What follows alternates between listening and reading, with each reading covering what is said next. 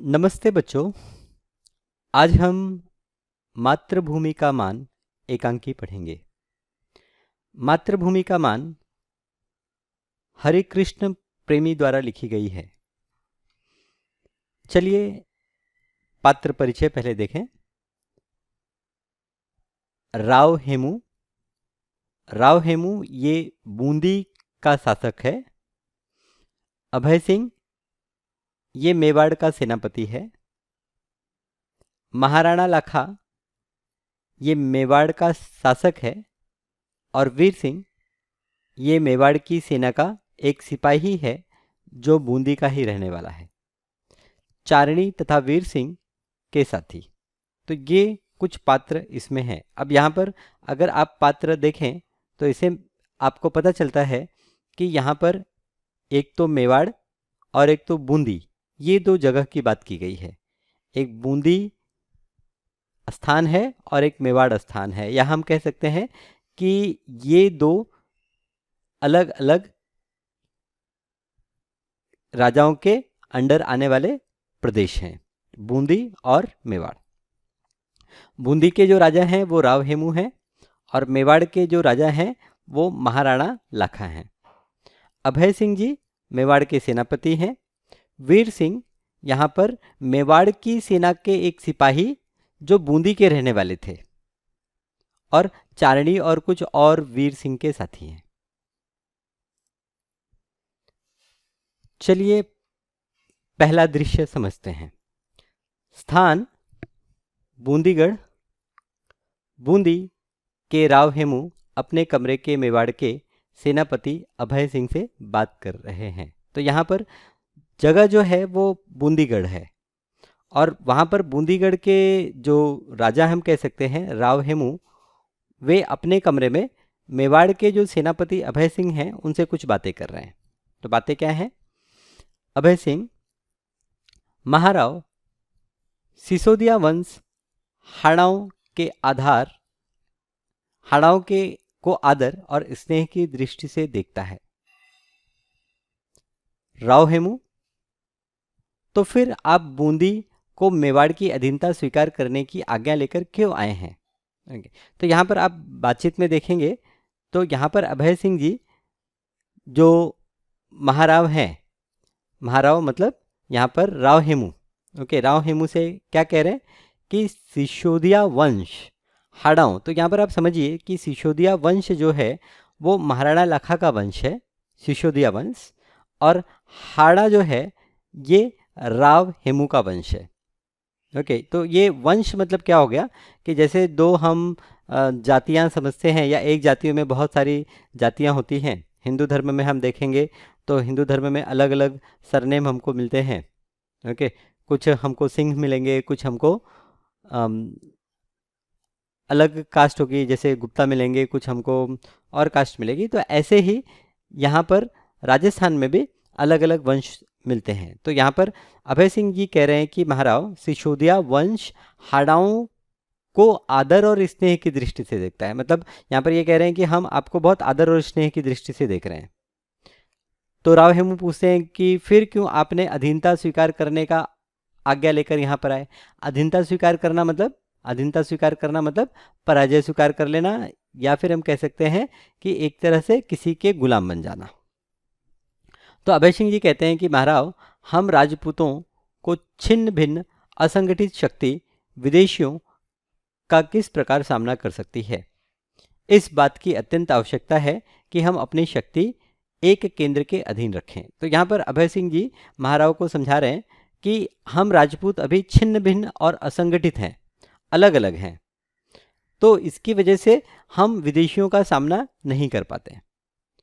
तो इसके लिए हम सबको ज़रूरी है कि हम एक शक्ति के अंडर में आ जाएं, एक केंद्र के अंडर हम सब आ जाएं। तो इसलिए यहाँ पर अभय सिंह जी राव हेमू को ये कह रहे हैं कि हम सब एक शक्ति के अधीन आ जाएं, एक शक्ति के अंडर आ जाएं, जिससे हम ये जो विदेशी शक्तियां हैं इनका मुकाबला कर सकें। तो यहाँ पर राव हेमू कहते हैं और वह केंद्र है चित्तौड़। चित्तौड़ मतलब जहाँ से ये अभय सिंह जी आए हैं। तो अभय सिंह जी कहते हैं इसमें भी कोई संदेह है महाराव? चित्तौड़ का गौरव फिर लौटा है। जो राजवंश पहले मेवाड़ के अधीन थे, महाराणा लाखा चाहते हैं आज भी उसी तरह रहें। बूंदी राज्य भी सदा से मेवाड़ के आश्रित।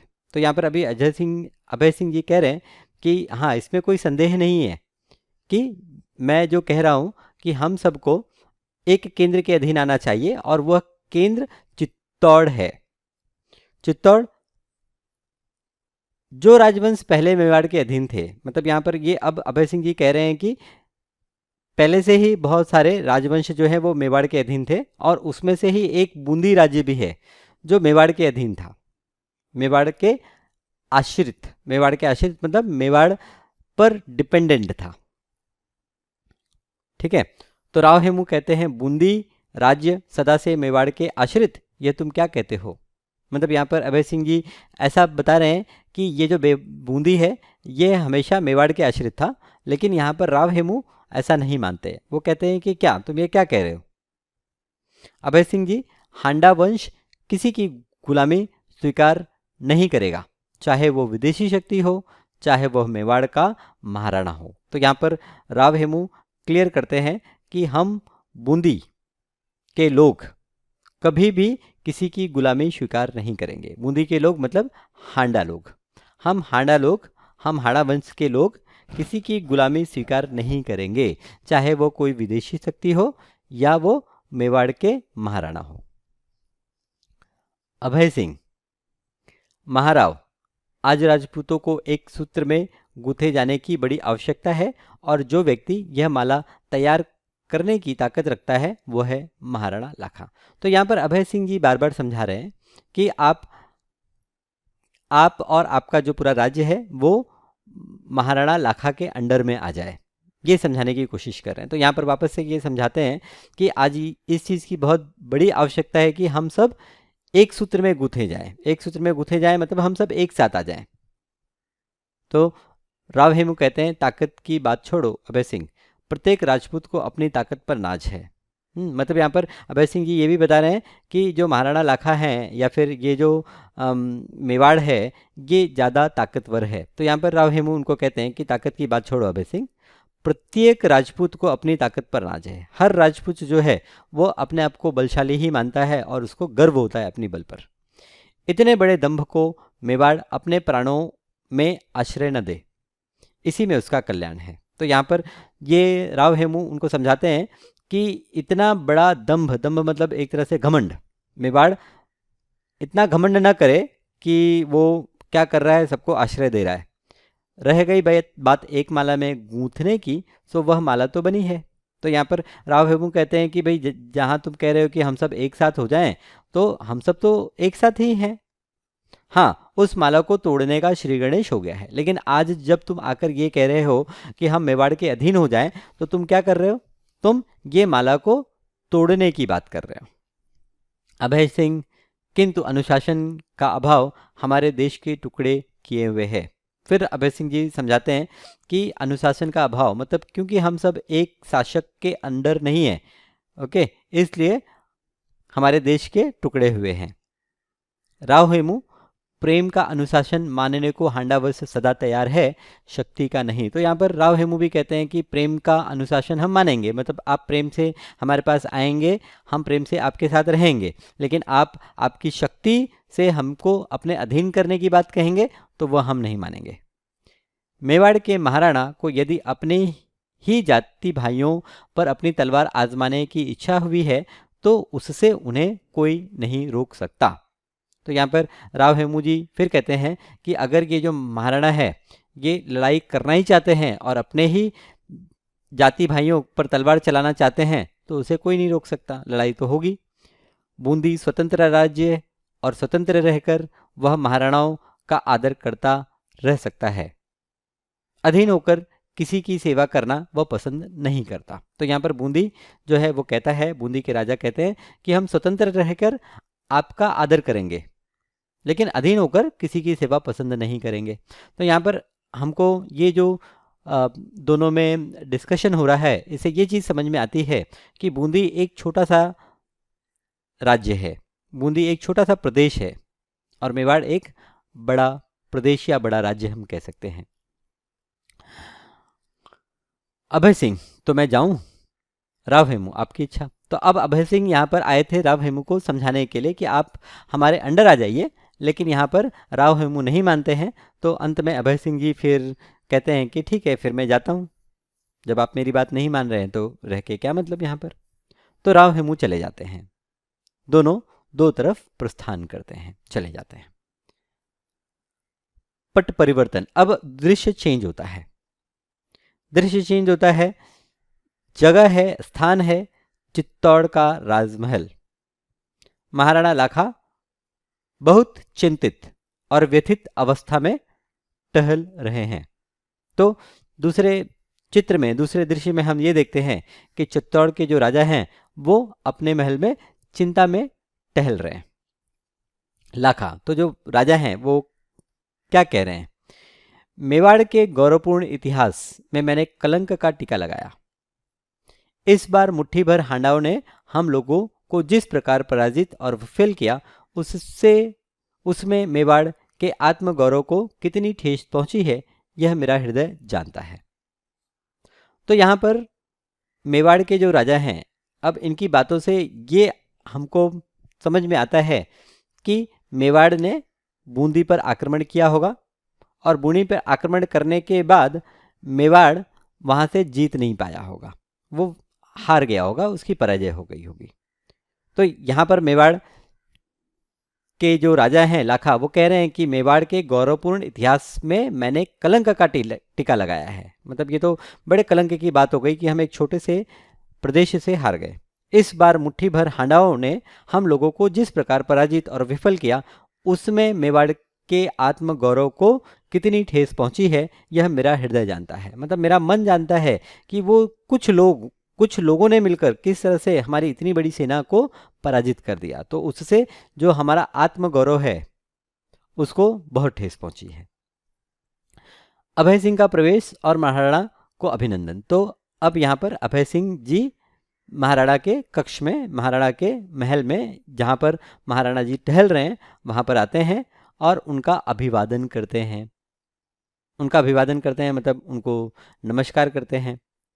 अभय सिंह, महाराणा जी, दरबार के सभासद आपके दर्शन पाने को उत्सुक हैं। तो यहाँ पर अभय सिंह जी आकर कहते हैं कि महाराणा जी, दरबार लगा हुआ है और वहाँ पर जो सभासद हैं वह सब आपके दर्शन पाना चाहते हैं। मतलब हम सब की ये इच्छा है कि आप दरबार में आए। तो महाराणा कहते हैं, सेनापति अभय सिंह जी, आज मैं दरबार नहीं जाऊंगा। आप जानते हैं कि जब से हमें नीमरा के मैदान में बूंदी के राव हेमू से पराजित होकर भागना पड़ा, मेरी आत्मा मुझे धिक्कार रही है। बाप्पा रावल और वीरवर हमीर का रक्त जिनकी धमनियों में बह रहा हो, वह प्राणों के भय से भाग जाए, यह कितने कलंक की बात है। तो यहाँ पर महाराणा जी अभय सिंह को बताते हैं कि आज मेरी दरबार जाने की कोई इच्छा नहीं है, मैं दरबार नहीं जाऊंगा, क्योंकि ये बड़े सदमे में है, इनको बड़ा शोक इस बात का है कि ये कुछ हांडाओं से हार गए।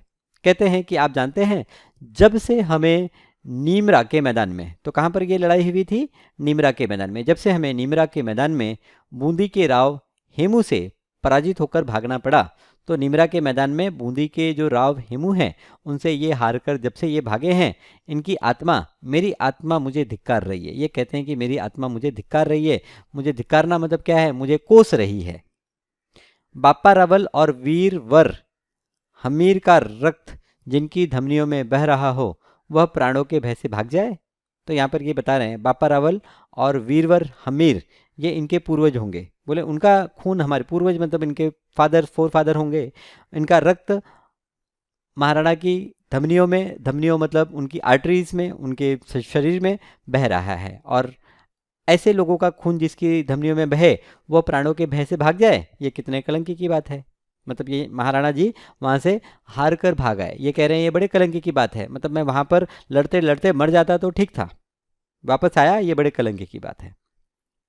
तो अभय सिंह जी कहते हैं, किंतु जरा सी बात के लिए आप इतना शोक क्यों करते हैं? हांडाओं ने रात के समय अचानक हमारे शिविर पर आक्रमण कर दिया। आकस्मिक धावे से घबराकर हमारे सैनिक भाग खड़े हुए। आप तो तब भी प्राणों पर खेलकर राव हेमू से लोहा लेना चाहते थे, किंतु हम ही लोग आपको वहां से खींच लाए। इसमें आपका क्या अपराध है और इसमें मेवाड़ के गौरव में कमी आने का कौन सा कारण है? तो यहाँ पर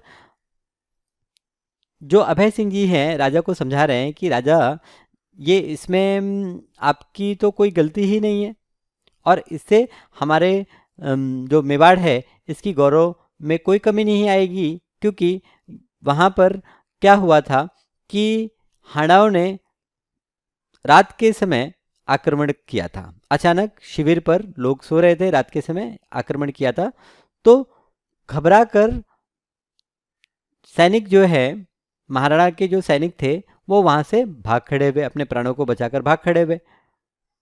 और अभय सिंह जी कहते हैं कि महाराज आप तो तभी भी लड़ाई करना चाहते थे, लेकिन हम सभी आपको वहां से खींच कर लाए हैं, तो इसमें आपकी कोई गलती नहीं है, तो इसलिए आप चिंता मत करें और इसमें मेवाड़ के गौरव में कोई कमी भी नहीं आती, क्योंकि ये युद्ध के मैदान में लड़ाई होती तो अलग बात थी, बट रात के समय शिविर पर हमला करना ये उचित नहीं था, तो इसमें हमारे जो राज्य है इसकी गौरव में कोई कमी नहीं आई। तो महाराणा जी कहते हैं, महाराणा, जिनकी खाल मोटी होती है उनके लिए किसी भी बात में कोई भी अपयश, कलंक या अपमान का कारण नहीं होता, किंतु जो आन को प्राणों से बढ़कर समझते आए हैं वे पराजय का मुख देखकर भी जीवित रहें, यह कैसी उपहासजनक बात है। सुनो अभय सिंह जी, मैं अपने मस्तक के इस कलंक के टिकों को धो डालना चाहता हूँ। तो यहाँ पर महाराणा जी कह रहे हैं कि जिसकी खाल मोटी, मतलब जिसको कोई फर्क ही नहीं पड़ता, उसके लिए कलंक वलंक का कोई मायने नहीं रखता, ठीक है।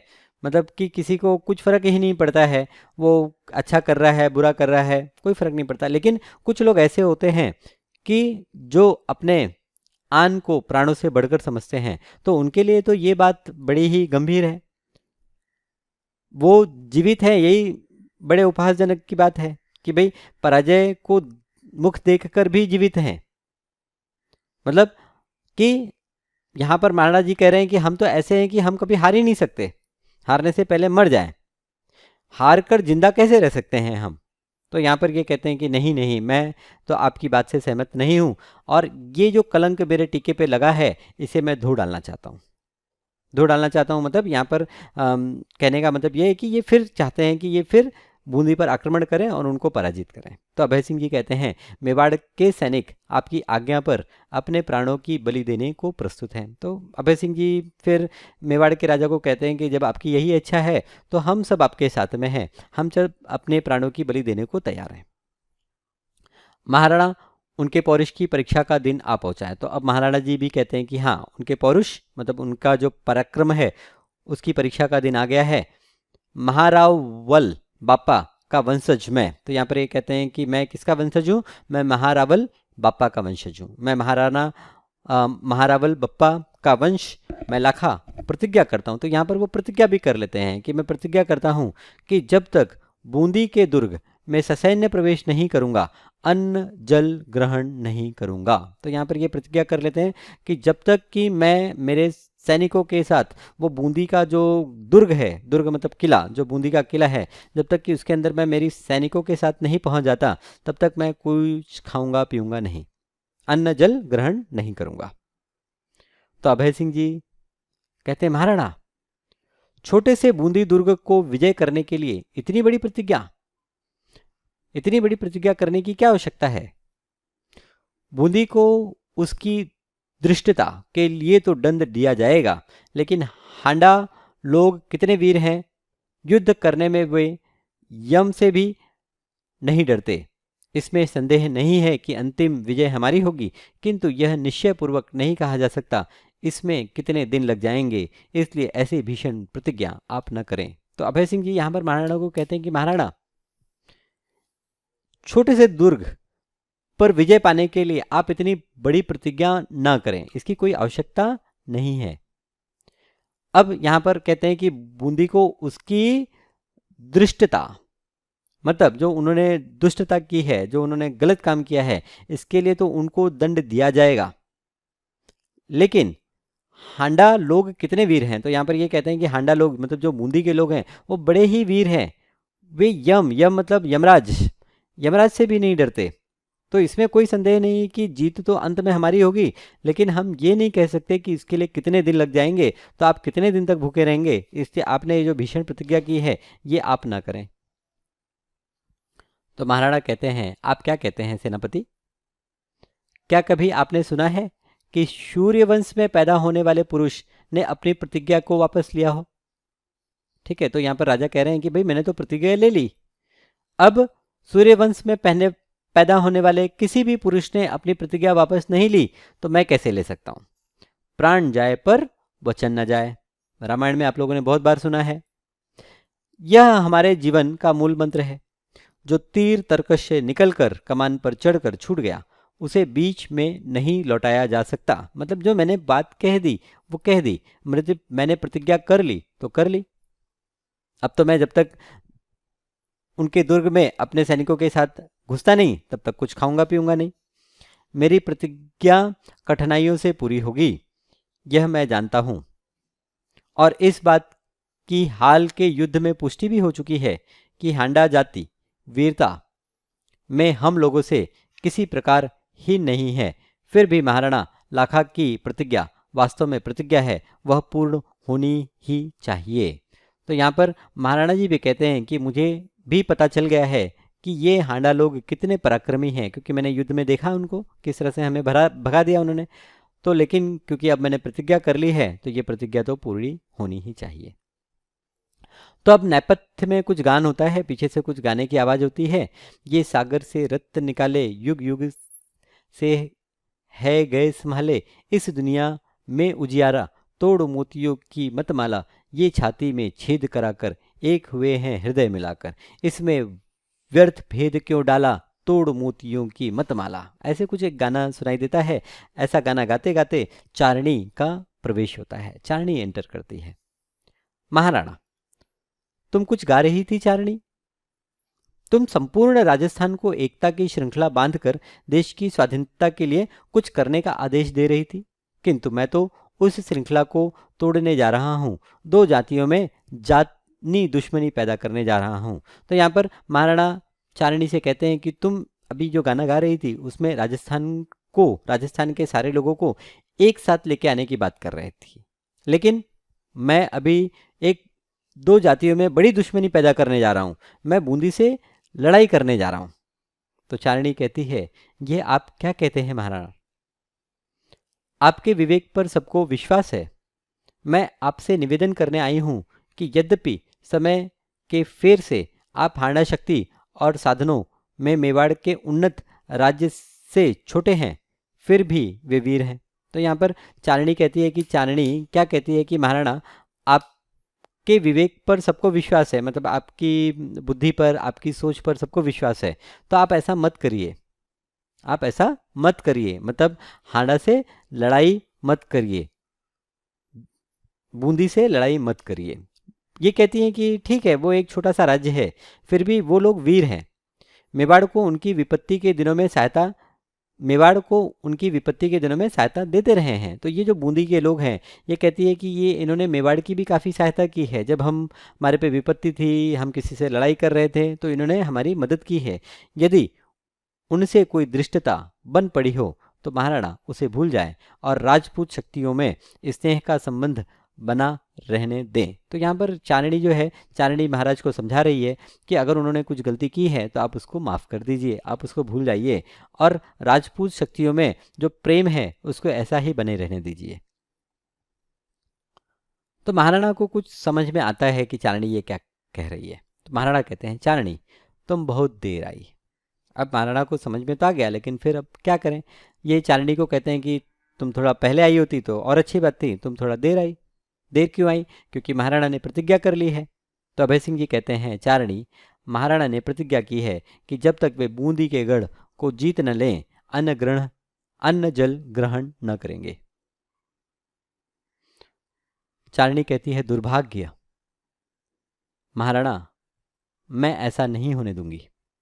देश का कोई शुभचिंतक इस विद्वेष की आग को फैलने देना पसंद नहीं कर सकता। तो यहाँ पर चारणी कहती है कि महाराणा, मैं ऐसा नहीं होने दूंगी, क्योंकि ये जो आप कह रहे हैं, ये जो विद्वेष की भावना है, ये जो लड़ाई की भावना है आपके अंदर, ये हमारे लिए सही नहीं है और मैं तो ऐसा नहीं होने दूंगी। ये जो विद्वेष की आग है, ये जो दुश्मनी की आग है, इसको मैं फैलने नहीं दूंगी। अभय सिंह, यहाँ पर बीच में अभय सिंह टोकते हैं, कहते हैं किंतु महाराणा की प्रतिज्ञा तो पूरी होनी चाहिए। तो चारणी कहती है उसका एक ही उपाय है, वह यह कि यहीं पर बूंदी का एक नकली दुर्ग बनाया जाए, महाराणा को विध्वंस करके अपनी प्रतिज्ञा पूरी कर लें। महाराणा, क्या आपको मेरा प्रस्ताव स्वीकार है? तो यहाँ पर अब क्योंकि महाराणा भी समझ चुके हैं कि इन्होंने जो प्रतिज्ञा की वो सही नहीं है, इससे दोनों में दुश्मनी बढ़ जाएगी, लेकिन अब करें क्या? अब इन्होंने प्रतिज्ञा तो कर ली। तो चारणी ने इसका एक उपाय बताया, इसका एक हल बताया। उन्होंने कहा कि इसका एक उपाय है, वो ये कि हम एक नकली दुर्ग बनाएं, एक नकली किला बनाएं और आप उसके ऊपर आक्रमण करिए, उसको जीत जाइए, तो इससे आपकी प्रतिज्ञा पूरी हो जाएगी।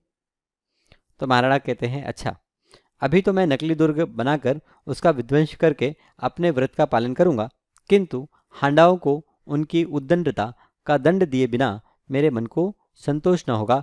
सेनापति, नकली दुर्ग बनवाने का प्रबंध करें।